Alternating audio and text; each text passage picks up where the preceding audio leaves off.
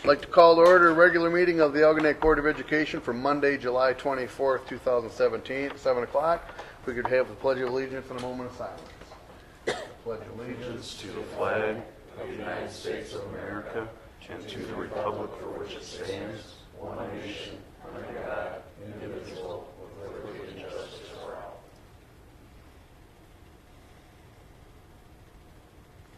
Thank you.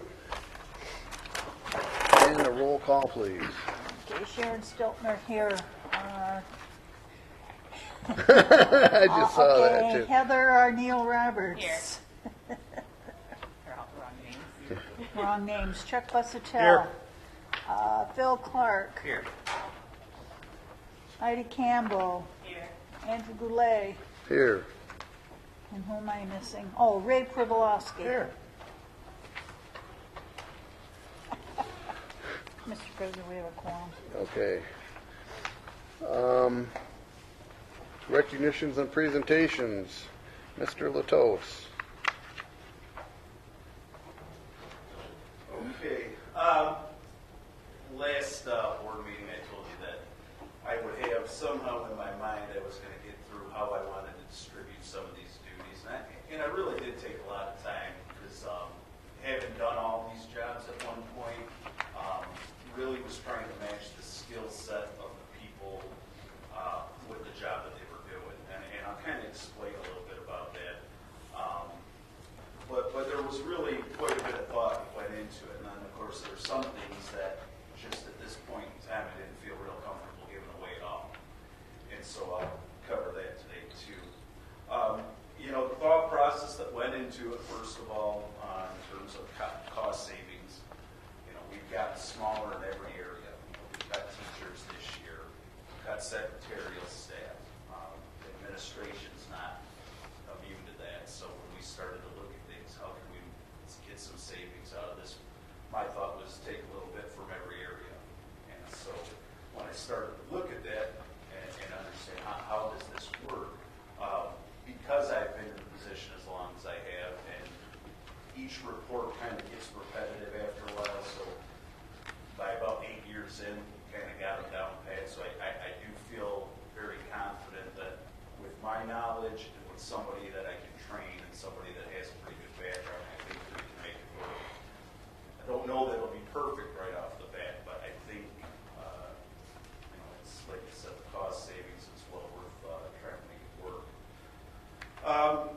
The decision of what to keep and what to give, again, when I started to take a look at it, trying to get a balance of time. In other words, I don't want to jam every administrator up with things that are going to overwhelm them. So I had some good discussions. And when you see kind of my method of my madness, when you look at how I distribute these things, it really will make sense. It does. After talking to all the administrators, they were very comfortable with what it was we were going to do and the direction we were going in.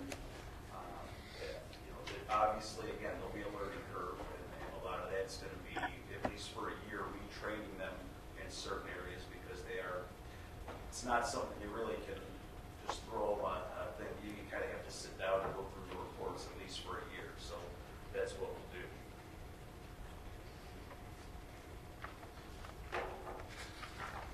I don't have these in any particular order, only for the fact that, when I guess this was the one I decided on first, so that's probably first in line, because it's the easiest. For those of you who don't know Amber Palicki, Amber is a current GSRP teacher, and for several years now, she has kind of taken the lead in that position. She does our enrollment stuff throughout the summer. A lot of reports that go along with that.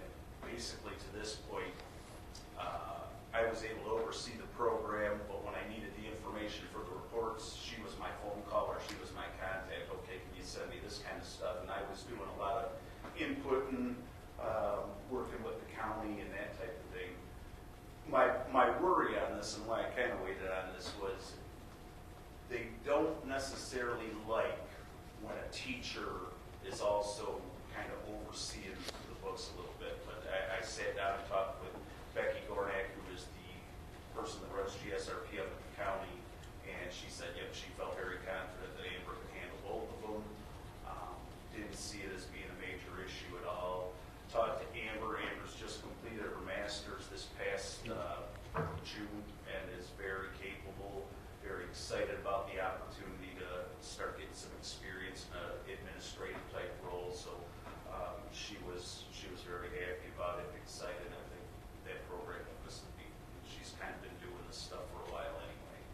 And if you look, she sent me an email when she was doing her master's.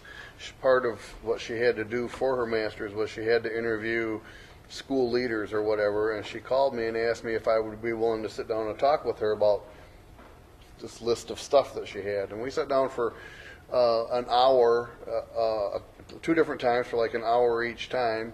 And I think she emailed me back and forth once or twice, just quick questions. But she sent me an email the other day that she completed her master's. And here's a link to this website that she put together with all these different things about leadership and compliance and title and all sorts of different things. I mean, it's very involved. I was impressed. So if Very professional, very, I mean, I was impressed. Yeah. At the county level, very highly respected. Which and Amber's only been teaching for about 5-6 years. So she's like I said, got a lot of talent there. The next one I have on there is Ryan Melrose, and this one I put a lot of thought into it. There's a few pieces to this one, and I'll kind of explain it. The first part of it, the homeless liaison.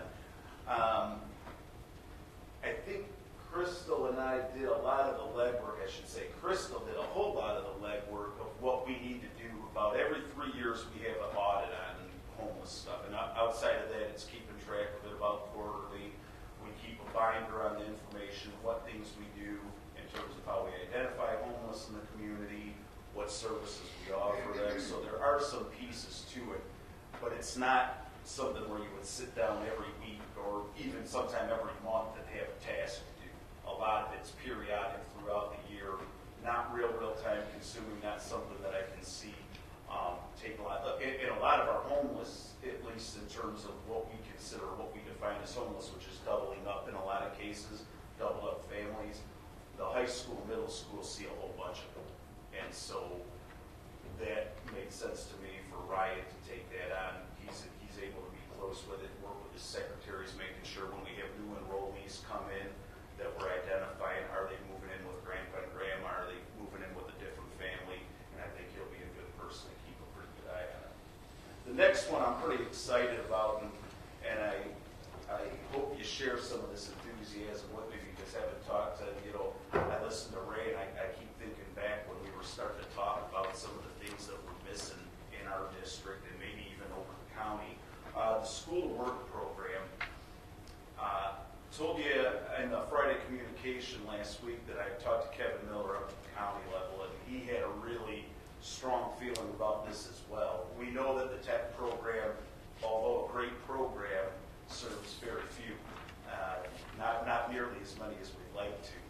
And we also are very aware of the fact that the population that we teach, we have more and more kids that are looking to go into the manufacturings of the world. That we're not necessarily, everyone goes to college, we're going to get everybody in.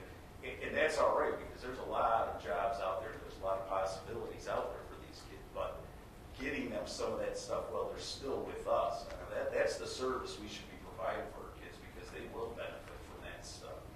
And then after, it was a great kind of spin-off, because I had talked to Kevin, and then the very next day I got a phone call from Pat Yannick, who runs the tech program, and says, hey, and then starts talking about the alternative kids, and said, man, I got something where we could get them up here, and we could do some programs with them. And I just really think it's going to be going in a direction that, I share a passion for, because I do think it's a hole in our curriculum. I don't think that we're reaching those kids like we should be.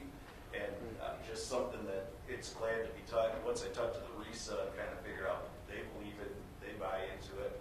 And so I really think we have a chance. Ryan and I are going to meet with Pat in about a week or so here to really start to try to, right now it's a little bit of theory, but we want to really start to nail some numbers down and start getting this stuff in place, because I truly do believe that it's going to benefit a lot of kids in our district and probably across the county for that matter. Speaking of tech, are we still, I know a number of years ago we switched from sending kids up in the morning and sending kids up in the afternoon to just sending everybody in the morning. Is that what we're still doing, or It depends. are there more spots to make it available? It depends on the programs, because sometimes they only offer some in the morning, some in the afternoon. Right. If at all we can make it work, that's what we've been trying to do. I believe last year. We had it with the exception of a couple, and we were able to let them drive up there. I got a nice compliment from Pat. He said you guys consistently, and probably credit to Ryan and Karen Blair, consistently use all your slots at Tech. And he said, in fact, we kind of borrowed a few from districts that don't use them. So that was good to hear too, because we are taking advantage of those situations and getting kids involved in the programs that need to be in. The very last part on Ryan's, if you remember back last July, it was I brought you a board policy on a sex ed policy for a committee, advisory committee.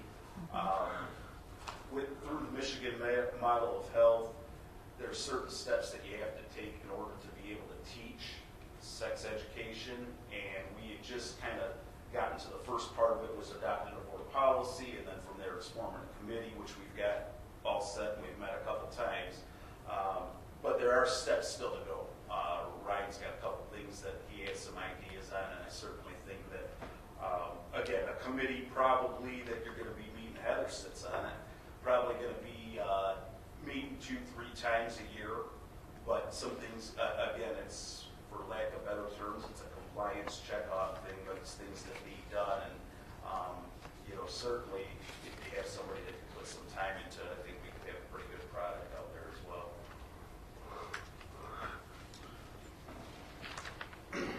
Melissa's duties, when I talked to her, I wanted to meet with her on curriculum. We've done some things. We've gone through the initial stages of getting that aligned. We've done some purchasing. And so my question to her is, at this point, who are we, where are we in terms of curriculum-wise? What groups still need to get together and meet? And obviously, you'd like to see those groups meet more often than just when you need to buy something. And the idea is to keep looking at state standards and making sure that you're aligned. So when we started to talk, we feel pretty good about where we are with the scope and sequence. In other words, we are aligned at least to where the standards are for each particular subject, which would probably indicate that we're lined up with what the state test is going to look like, which ultimately should help those scores as well. And there's still some purchases to be made. I know we had talked about the science, and the standards aren't quite out there yet, so we're kind of holding up a little bit on those. Math should be set at this point. We did a lot of work this past year with language arts, so that should be set too.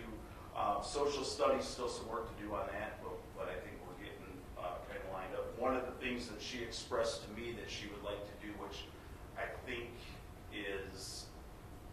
it's a good tool for parents. I don't know if you remember back long ago when we used to go to the board room down the hall there, and we had, actually it was back at the old school over at Algonac L, and on the back wall was a big map, and it was K-12, and it was every standard and the sequence that we teach them, cover the back wall.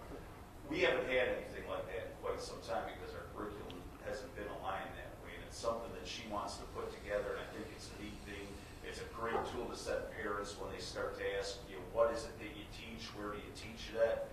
We can have that posted on our website and certainly use that as a tool. So I know that's something that she wants to work with as well. And that'll be time consuming itself, but again, it's really it's a nice tool to have, and I think that's something that she'll take some pride in, do a good job with it. So That was cool too. yeah, still a few things left on the curriculum piece, but I think, again, going in the right direction, and actually got some results back that I'll share with you during the superintendent's report that would probably indicate that we're moving in the right direction too.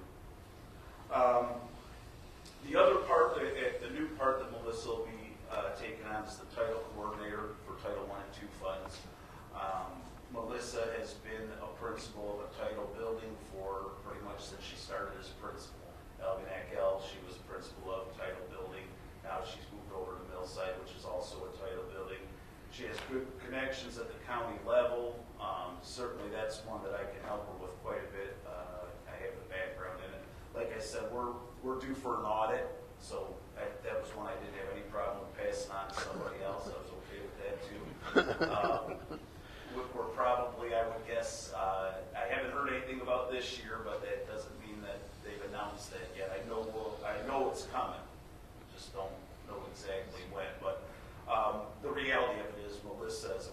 principal is kind of prepared and kept up to date on the documentation that they need for Title I audits anyway. She's very familiar with it. She was here the last time we got audited. Her and I sat through, and they were really spent most of their time over at Algonac Elementary anyway. So again, I think she's the right person for it. Her background is she understands that demographic. She's very good at dealing with that. Her paperwork's very good for us. I think that's a natural fit for her. Last but certainly not least, Brooklyn Stage. And again, this is one put a lot of thought into. You know, Brooke being a fairly new administrator, she's ambitious. She wants to make sure that she's part of what's going on in the district, but at the same point, you don't want to overwhelm her. That's a big building that she's in. 600 kids for, you know, an elementary is pretty sizable. So I did, when I started to split these duties, I was cautious to make sure that the load of work that she was getting was not, at least what I think is overwhelming. The at-risk piece of it, Brooke has probably the most at-risk staff. And what we've done is when we started to split up our title staff versus our at-risk staff, that 2 through 6 grade levels where you want to use a lot of your resources at. Obviously, Melissa with the title money at K1 uses a lot of that. But the 2-6 building, that's really where we're looking to get a lot of extra instruction. We're looking to have some pull-out style interventions and make sure that our kids are getting a good foundation, a good base for reading and math. Even more so now the state has what they call their 3rd grade literacy initiative. And it kind of goes back to an old concept where every kid's going to read on grade level by the 3rd grade. Well, it's kind of revisited. And now they've kind of upped the ante a little bit, and it has a lot to do, it's tied to your at-risk money. So in other words, you have to have literacy plans for kids if they're not on grade level, and if they're not at a certain grade level, they suggest holding them back. And they have some pretty structured guidelines on how that looks. And so big push in the 1st, 2nd, and 3rd grade to make sure those kids are reading on grade level, and, you know, achieving at proper level. So it's a good initiative. It's aggressive, but very good. And I think it'll help to have Brooke in there because she has most of that staff anyway. Most of our at-risk staff is at her building. Again, a lot of it's compliance and documentation stuff, but stuff that you have to have. Our at-risk money, remember, is state money, where our title money is federal money. So when it comes down to looking at those things and looking at documentation, they don't probably look as hard at the at-risk stuff. When you deal with the federal money, they're really scrutinized quite a bit. But nonetheless, you still have to keep track of it, and there's a system that we have in place, and certainly one to help work along with.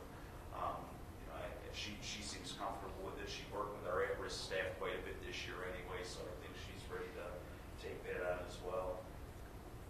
The ELL coordinator, as crazy as it sounds, we have to have one, and we have, I think, next year, I think Jana down to 2 kids that would require services, and basically that's for our English as a second language students. A lot of times students that are moving from a different country or whatever the case is. We coordinate with Macomb ISD because they have a lot of services there. Our RESA here is in a consortium with them, so we do get a lot of services from them, and then they bill us and we pay them. It's kind of one of those type of things.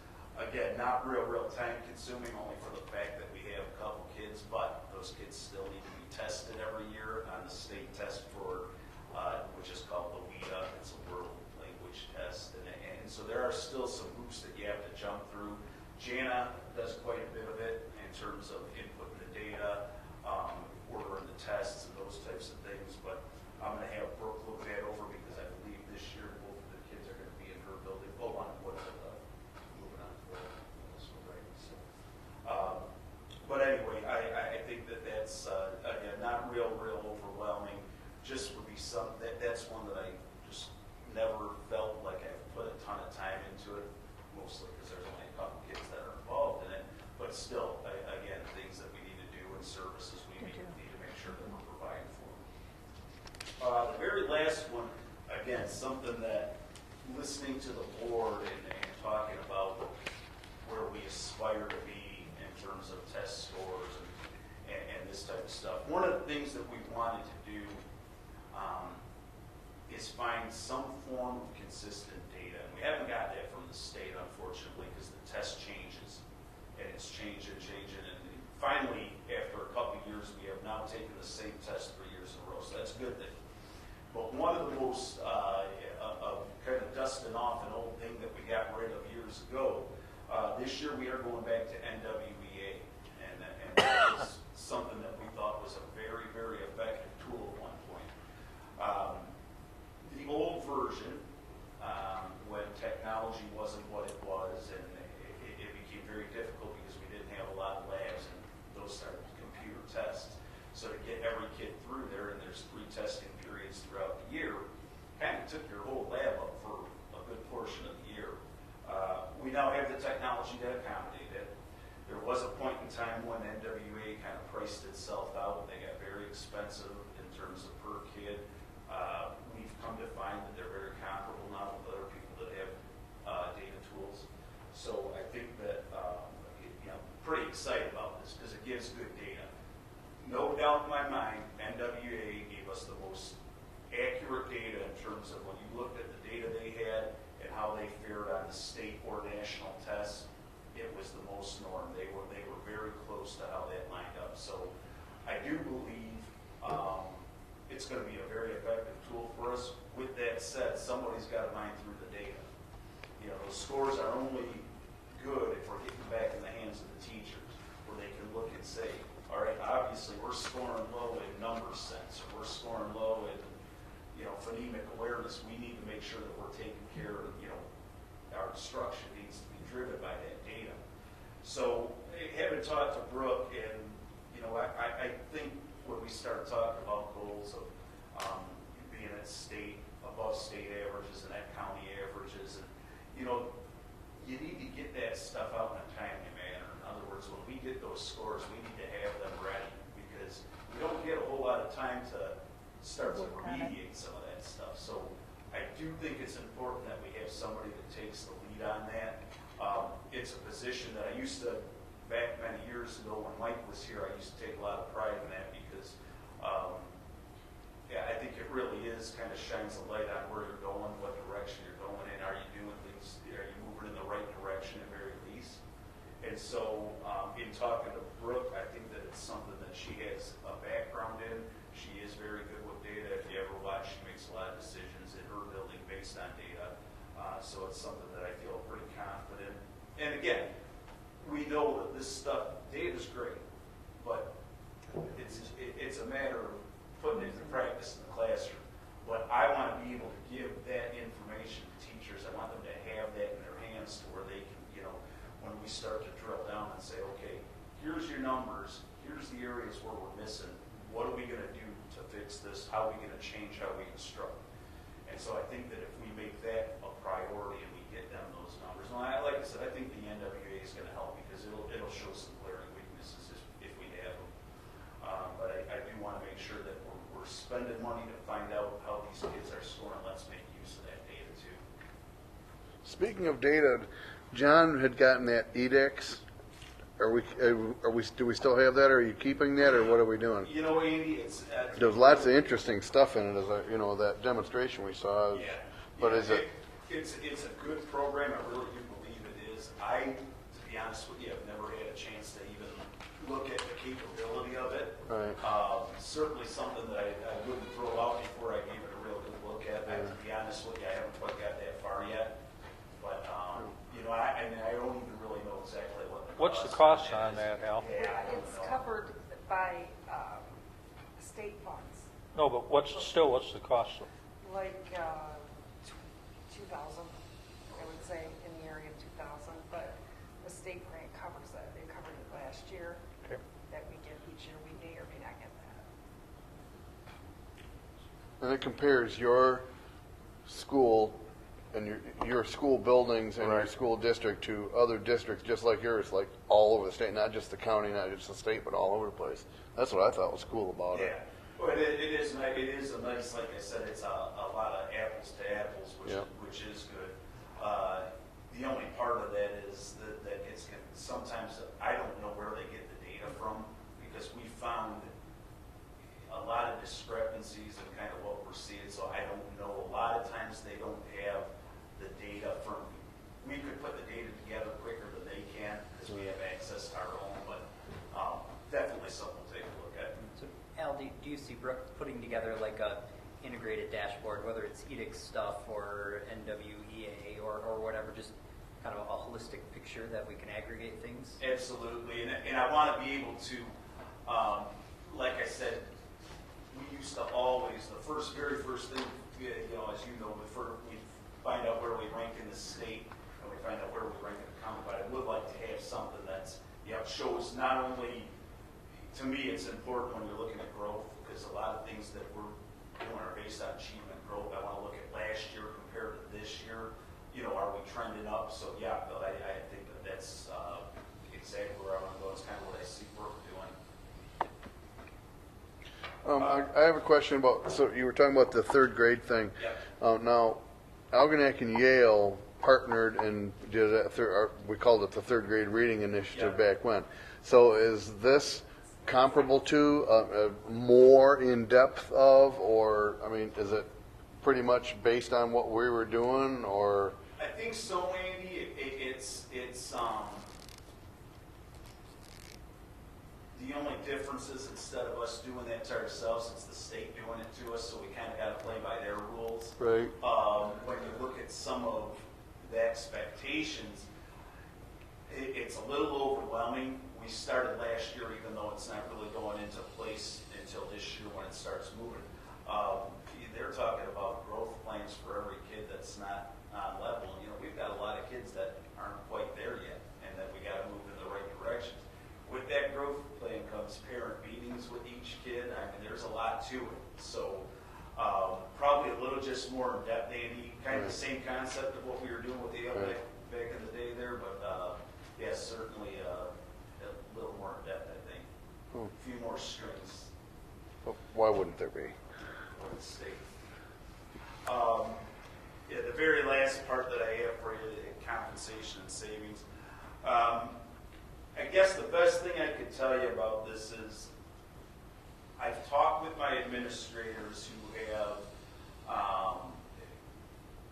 at least I think, that they have a great deal of trust in the fact that I'm going to make their, you know, obviously we're talking about some extra hours for these people, and I want to make it right for them. At the same point, as I told you, there's some of these duties, at least this year, with me kind of working side by side with them. I don't know the time commitment on all these things. I mean, until it's hard to say when you say, okay, well, how much Title I stuff do you do? Well, depends what month it is, because in the spring I do a whole bunch of it, but right at the beginning of the school year, not as much. And so it's real hard to get an exact gauge on this. So when I talked to the administrators and even talked with Amber a little bit, I said, you know, here's what I can tell you where I'm ballpark kind of thinking. And my expectation would be each month, and this is just good practice, I think, for documentation, I'd just ask that you give me a quick report. What did you do in these areas? What kind of hours did you spend? What kind of time did you spend? You know, it might be a parent meeting one night we did on some of these things, or whatever the case is, and just submit it to me monthly is kind of all I'm looking for. And I want to make things right for them, but I don't want to pay them too much, and I don't want to pay them too little, and I don't know exactly what that looks like, and I think they're comfortable with that. So you have a feel for like an hourly rate, and then it would dovetail into how much time they spend. That's kind of what I'm thinking, Chuck. When in my mind, when I start to look at it, and again, for this year, because half of that time I think is still going to be mine, I'm thinking, I was hoping somewhere in the $20,000 to $30,000 range is what I would get to them total. And again, I put my total compensation up here from last year just so you can see. I mean, we're still looking to get a big number out of this savings-wise, and I think we can do it. It's going to take some extra work, and I understand that. But again, I have people that I'm confident in. When we first talked about this, I know John had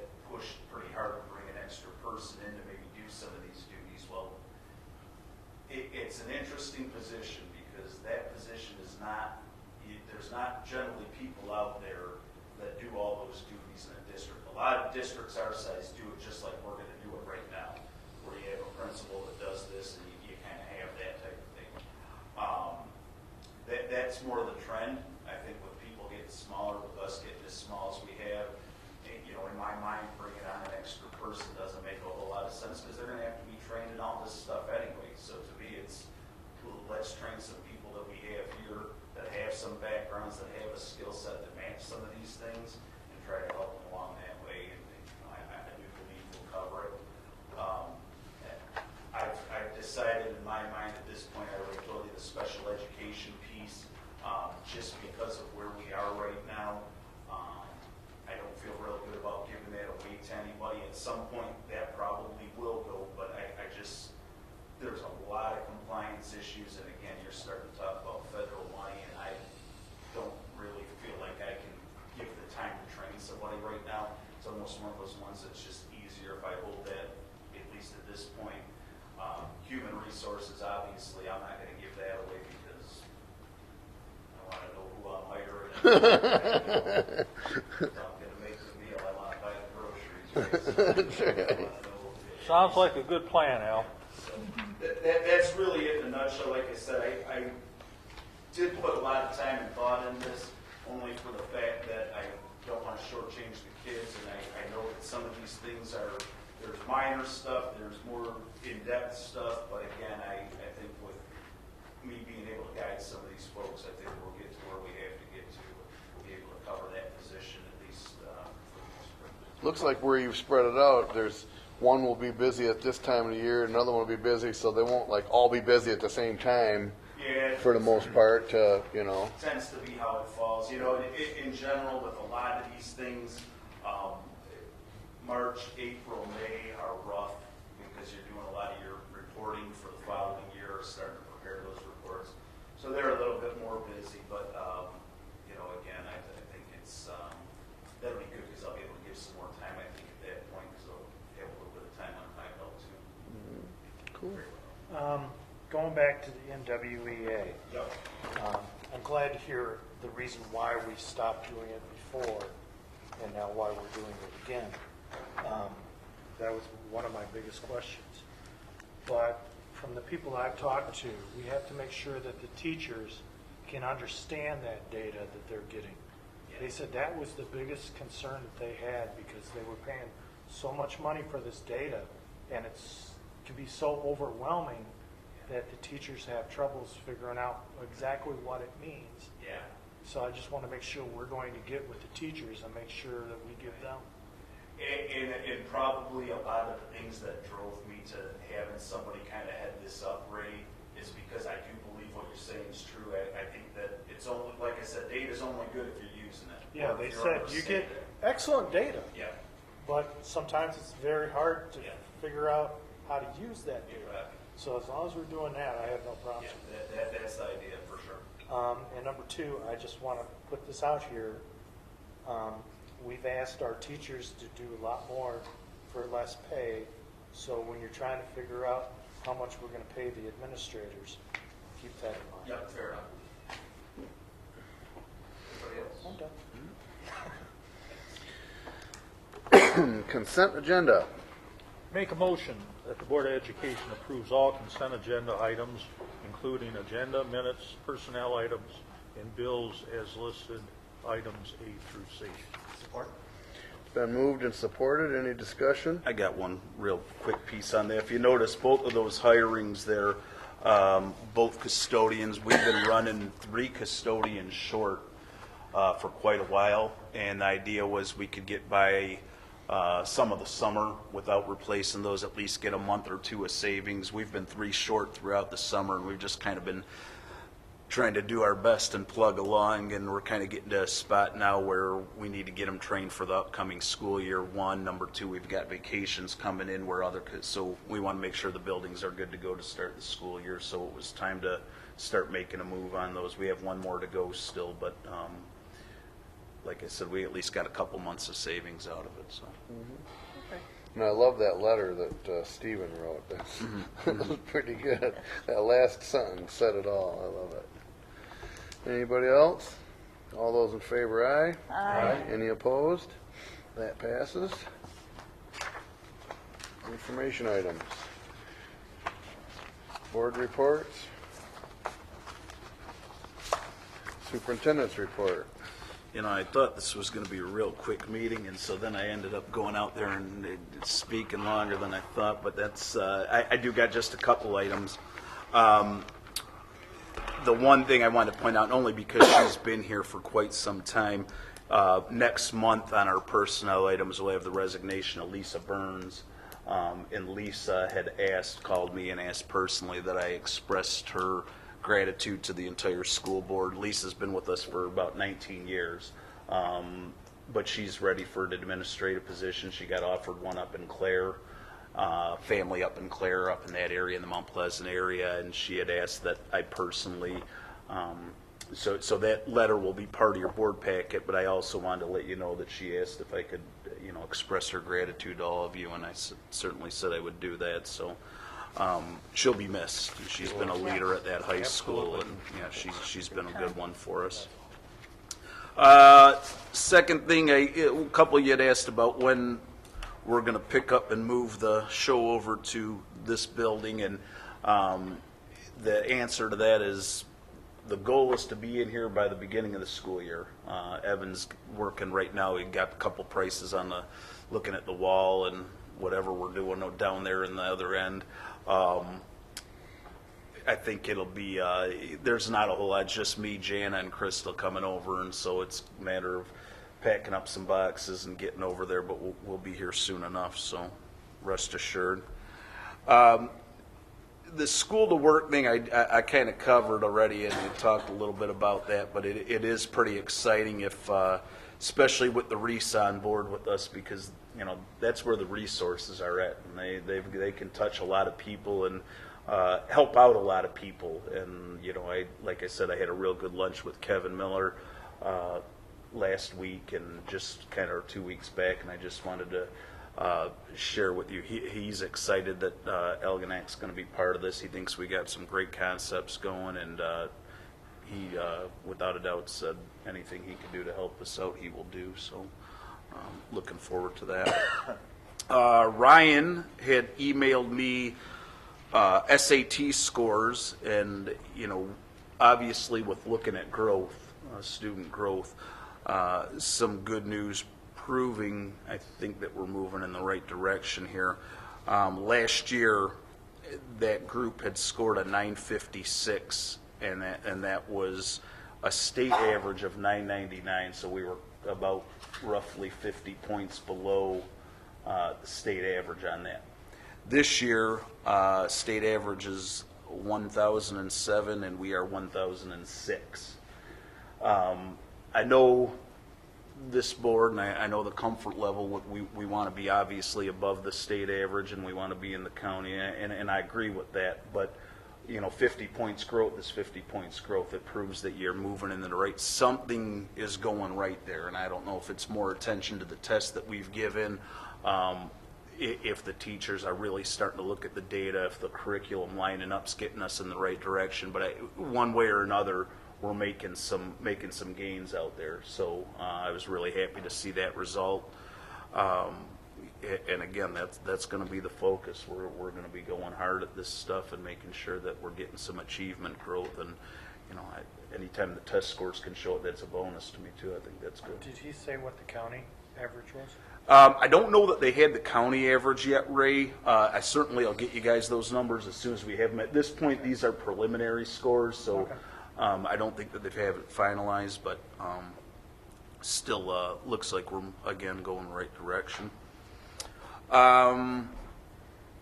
Alternative school calendar, I had brought that concept up to you about having a shortened week and having that basically a Friday off, and that Friday could be used for kids to either A, get caught up on some extra work, B, maybe have an opportunity to do some of these school to work type situations. And it's an idea that Ryan and I had played along with. Ryan sent to the state proposed calendar, and they kicked it back asking for some extra rationale as to what that day off would look like or what kind of things we had in mind. We sent back a little bit more information and some of our thoughts on it, and it's come back at this point approved. So what that's done is Ryan has also put together a letter.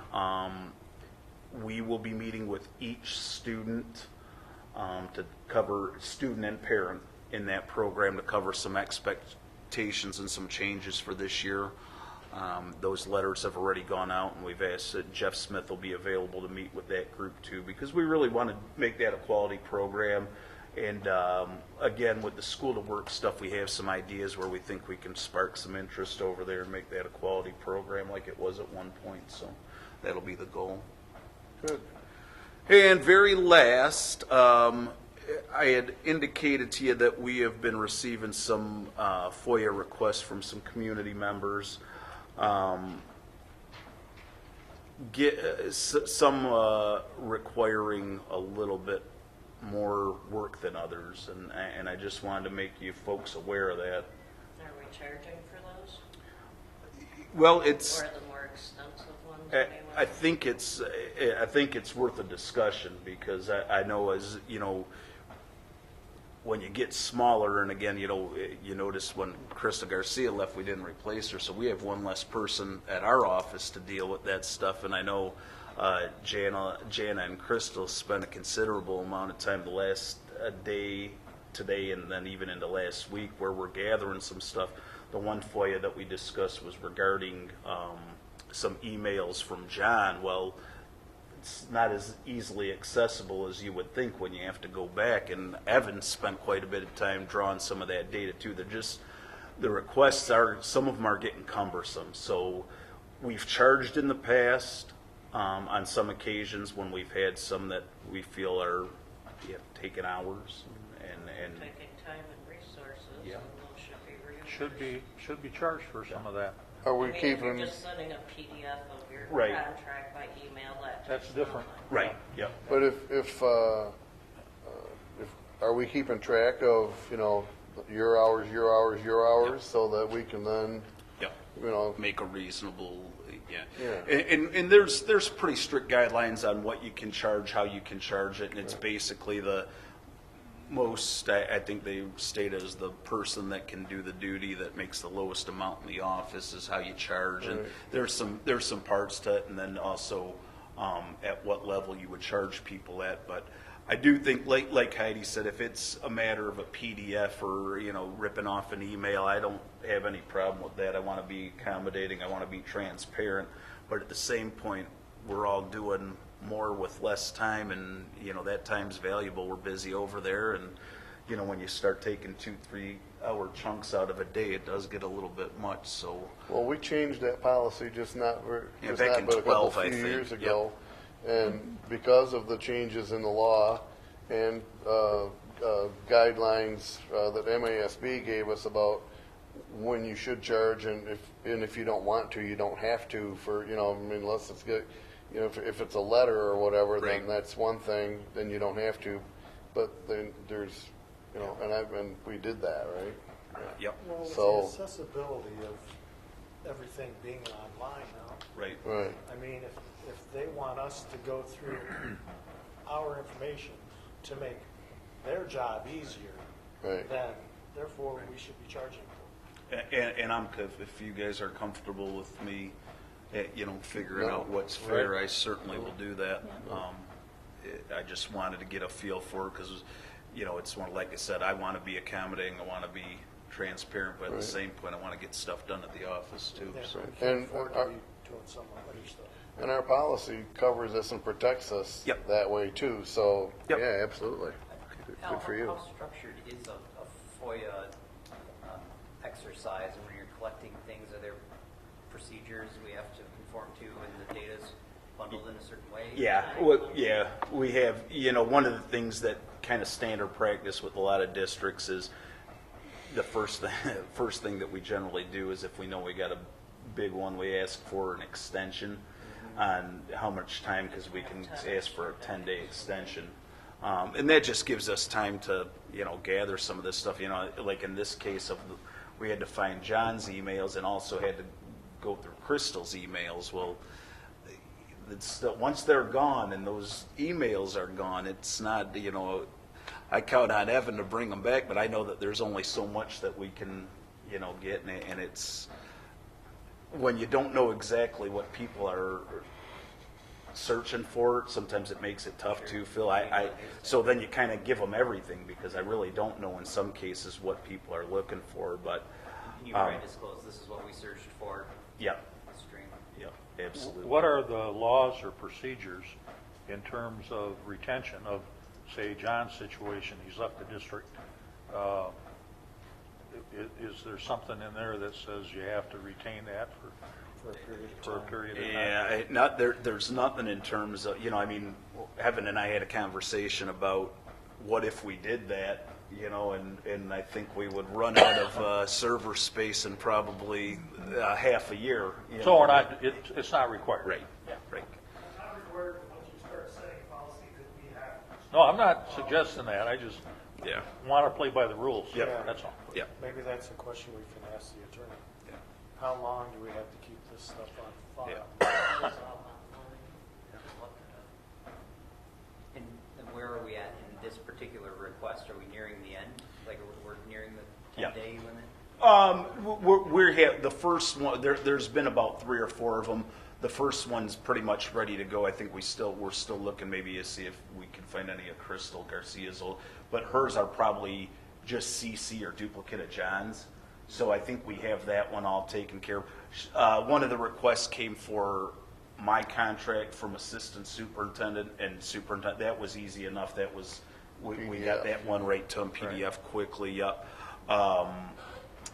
And we got one today that's asking for teachers' names, salaries, anyone that's worked for the district, salaries, benefits over the past 3 years, and that's not as difficult to find, only for the fact that We'll we have to keep. sit down though and whack out personal information on those, don't you? Yeah, well, the only thing that you got to give the names, but no demographics stuff basically it's just. But it still takes time. Yeah, oh yeah. In the policy here, it says, and like if it's less than 15 minutes, you can't charge for it. Yeah. So it does go through. I just read it really quick. I assure you, it's been more than 15 minutes. Yeah. I promise you. So, okay, I just was hoping to maybe get a little bit of guidance on how we want to proceed with that. I'm comfortable with that. Good. That's it. I'm good. Okay. Audit letter of understanding. Our friends are ready to come and see us. Yes, they are. This is practice that we enter into this agreement every year, and the auditors will arrive on September 5th through 8th. As soon as I'm still closing June. I'm in the grants, drawing the grants right now, and finalizing those. So I believe by the end of July, I'll have a tentative, somewhat close number that I'll report to the board. And we'll have that for next month, that letter, or that's just something that we just do? No, this We letter. got the letter. it's- Oh, we have the letter. Yeah, Okay, yes. okay. Thank you. Visitors and their requests? None. None. Action items, overnight trip request for band camp. I'll make a motion, the Board of Education approves the overnight trip request for the marching band to travel to Blue Water Campground in Lexington, Michigan from July 29th to August 2nd, 2017. Support. Who'd you put? Har. Been moved and supported. Any discussion? Hearing none, all those in favor, aye? Aye. Any opposed? That passes. Resolution for the election of the operating millage. The 18 mil non-homestead.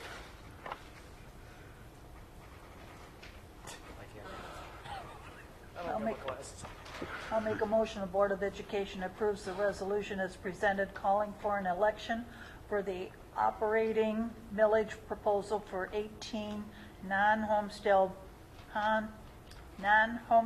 mills to be held on Tuesday, November the 7th. Support. It's been moved and supported. Any discussion? I just want to stress the fact that it's for apartments, it's not for your home. Right. This is just for apartment It says buildings and non-homestead. commercial properties. It's not Non-home, manufactured. non-homestead. Non-homestead. Yep. It says non-home. So I just want to get it out there. Yeah. People understand. And I will have, Is it for my home? Good. That's good. I will have, I'll make sure that we have information posted on the website and also in. I mean, it's never failed. I think most people understand what it is, but this day and age. Real quick question. The language says increased by 18 mils, right? And we debated it wasn't, couldn't be renewal, right? Right. Call for, Given the period of time we have. right, Yeah. Period of 2 years. correct.